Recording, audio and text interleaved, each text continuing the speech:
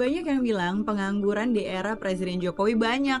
Padahal menurut data nggak gitu sih, nggak percaya. Ini nih buktinya.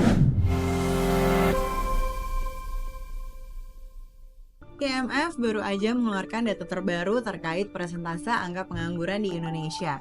Ini dari IMF ya, jadi datanya nggak kaleng-kaleng. Kira-kira presentasenya berapa ya sekarang? Yuk kita lihat hasilnya.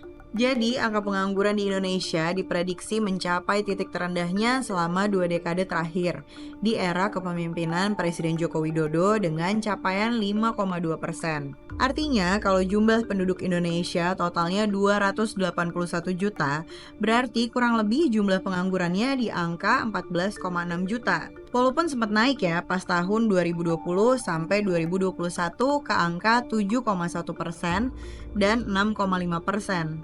Ini karena pas tahun itu sempat ada pandemi COVID-19. Tapi per 2024 datanya udah membuktikan bahwa angka pengangguran di Indonesia kembali turun ke 5,2%.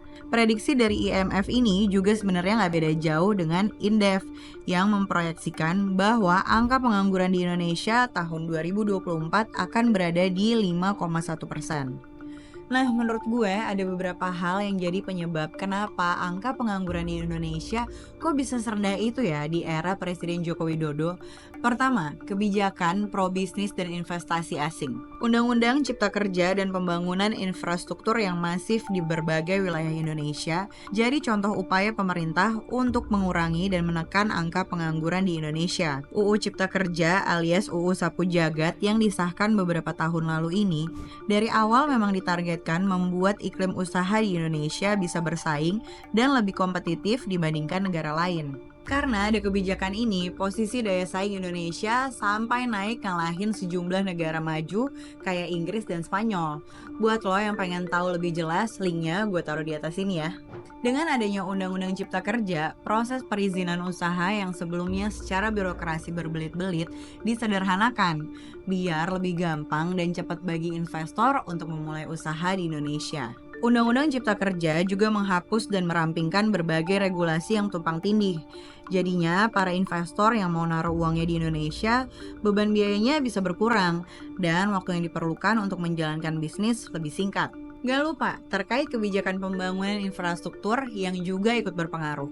Pembangunan infrastruktur besar-besaran di era Presiden Jokowi bisa dilihat mulai dari masifnya pembangunan jalan tol, bandara, pelabuhan, dan kereta api yang membantu mengurangi biaya transportasi dan meningkatkan efisiensi distribusi barang. Gak cuma itu, pembangunan di sektor energi utilitas seperti pembangkit listrik dan infrastruktur air bersih seperti bendungan juga sering dilakukan. Hal yang sama juga dilakukan di sektor infrastruktur telekomunikasi dan internet. Nantinya ini akan mendukung perkembangan ekonomi digital dan menarik perusahaan teknologi asing untuk berinvestasi. Dengan regulasi yang lebih sederhana dan infrastruktur yang lebih baik, apalagi potensi pasar yang besar dengan resiko yang lebih rendah, karena dukungan pemerintah secara teori seharusnya Indonesia menjadi lebih menarik bagi investor asing. Nah, investasi asing yang masuk ke Indonesia pastinya membuka banyak lapangan kerja baru yang sifatnya langsung, baik di sektor manufaktur, jasa, maupun teknologi. Selain lapangan pekerjaan langsung, investasi asing juga menciptakan lapangan kerja tidak langsung melalui rantai pasokan dan sektor pendukung. Misalnya, sebuah pabrik baru akan membutuhkan bahan baku, layanan logistik, layanan kebersihan, keamanan, dan lain-lain, yang semuanya membutuhkan tenaga kerja tambahan. Ya iyalah, kalau sampai nggak buka lapangan kerja baru, mending kita tolak nggak sih? Masa iya perusahaan asing mau nanam duit dan eksploitasi sumber daya, tapi masyarakat nggak bisa merasakan? Nah mungkin teman-teman pada nanya, mana sih contoh nyata dari keberhasilan dari investasi asing tersebut? Contoh nyata yang paling baru adalah pabrik baterai dan ekosistem kendaraan listrik di Karawang yang baru-baru ini diresmikan Presiden Joko Widodo hasil konsorsium Hyundai dan LG. Nah, tahap pertama dari pembangunan pabrik ini akan menyerap sampai 4.800-an tenaga kerja lokal. Selain kebijakan yang pro bisnis dan investasi asing, menurut gue Pak Jokowi juga rajin mengkoordinasikan beberapa menterinya untuk mempromosikan Indonesia sebagai negara yang ramah dengan investasi asing. Ini bisa kelihatan Menteri Pak Jokowi seperti Menko Marves, Luhut Binsar Panjaitan yang rajin warawiri ke luar negeri untuk mengajak investor asing untuk bangun pabrik dan menanamkan uangnya di Indonesia. Menurut gue ini hal yang penting ya, soalnya menteri sebagai pejabat tinggi pemerintah memiliki otoritas dan kredibilitas yang tinggi di mata investor asing. Udah gitu, menteri juga memiliki kemampuan negosiasi yang kuat dan bisa langsung berkomunikasi dengan pemimpin perusahaan dan pemerintah negara lain. Ujung-ujungnya, ini akan ngasih kepercayaan lebih ke para calon investor untuk menaruh uangnya di Indonesia. Hasil dari upaya pemerintahan Presiden Jokowi dengan berbagai kebijakannya ini tentu terbukti meningkatkan angka investasi asing dan juga lapangan pekerjaan di Indonesia, terutama selama 3 tahun terakhir. Penasaran gak sih angkanya? Sini gue kasih tahu.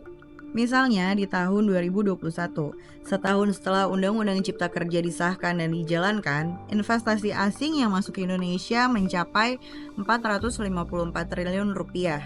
Kemudian di tahun 2022 dan 2023, investasi asing yang masuk juga terus mengalami peningkatan yang mencapai 654 triliun rupiah dan 744 triliun rupiah.